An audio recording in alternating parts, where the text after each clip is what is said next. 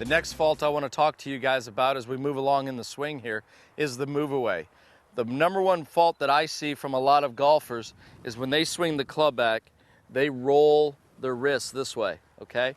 Remember, in the perfect connection golf swing, we want our wrist to hinge up in front of us this way. We don't want our wrist to work this way. So when you do this and you swing back, the club stays in front of you this way. From down the line, what it looks like is the club goes here. It's almost like a little rocking of the shoulders initially as the wrists start to hinge in front of you, okay?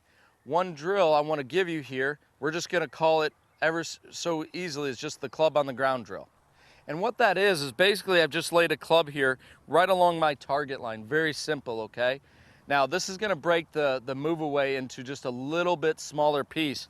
But as we get going here, we want the club to work straight back, and if you can imagine that your butt end of the club is like a paintbrush, okay? We want to paint our right thigh, just like that. So you can actually see how the butt end of the club looks a little bit closer to my right leg.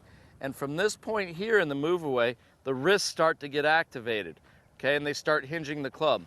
And what you can see here is that if that shaft, which is parallel to my target line, this club at this point here is parallel to that club on the ground, okay? From this view, what you're looking at is when the club is that move away, there's the painting of my thigh, and at this point here where that club, where my glove hand gets off my right thigh, what we're looking for is that this shaft is parallel to the ground at this position, okay? You'll also notice again from this view that we're looking at it here, that club is just slightly toe down. In other words, it's not face to the ground, face isn't to the sky, it's not perfectly toe up, it's just slightly toe down.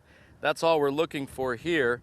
So that's a little bit smaller version of the takeaway, okay?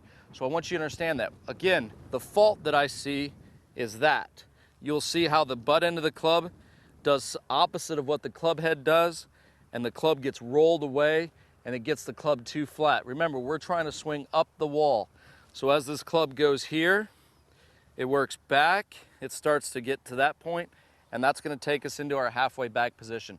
So to fix that move away, to fix the rolling away of the wrist, just put the club on the ground, make sure the club that you're swinging is parallel to it, and you fixed your fault.